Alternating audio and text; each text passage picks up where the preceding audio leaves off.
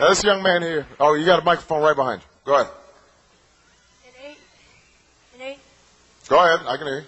In 8 years, will there be enough federal funding for me to go to college? In 8 years? Absolutely. Now, is that your mom there? Right? Now, Mom, you do have to do some savings too, and make sure you got to be doing your homework so you can get a scholarship.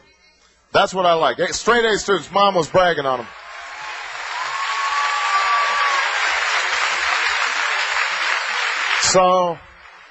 So you may be such a good student that all the universities want you so bad anyway, they'll be willing to pay your whole way. But what we do have to make sure of is that students generally are able to get financial aid. Look, our economy has changed in a fundamental way. And even if you work in a factory these days, you go into a factory, you go in a Ford motor plant or something, and half of those jobs are using computers and technology. And so the notion that just because you work hard, that you can go in and get a job that gives you a decent living is just not true anymore. And not everybody's going to get a 4-year education, but even if you're working in the trades, you may need a 2-year education. You may need to go to a community college, and then 5 years later, you might need to retrain and go back for another year of school.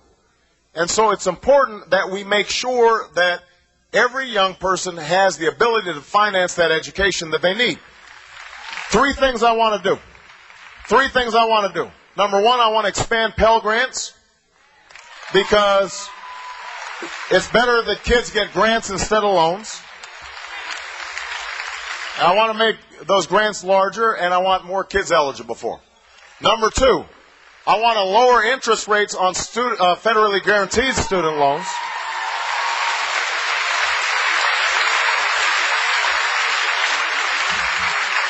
And one way to do that is to take the banks and the middlemen out of it. They're making billions of dollars in profits. Take them out of it. Give the loan directly to the student, and we can save a lot of money that we then put into making lower interest rates on the loans. Number 3. Pork's a whole different question. We'll get rid of that. But that's true of all of federal government, not just the federal loan programs.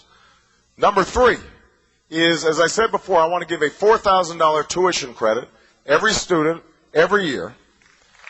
Now, that will pay about 2/3 of a public college education, a public university education. So that will save people a lot of money. Young people are going to have to give something back. They're going to have to be involved in community service or national service, work in a veterans home, work in a homeless shelter, join the Peace Corps, join the Foreign Service, so that we'll invest in them and they'll invest in America. If you combine all those things, that will make college more affordable. But the final thing we have to do is we have to work with universities and colleges to reduce their costs across the board. And I'll just give you one example. It doesn't even have to do with tuition. Textbooks. Textbooks kill students.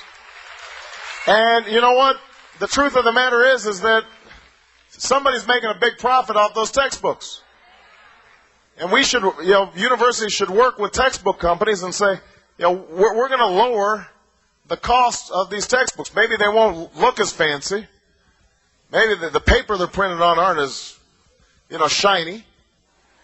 But it should be, that's a possibility. But the point is that students can't afford to be paying $1,000 or $1,500 a year in textbooks.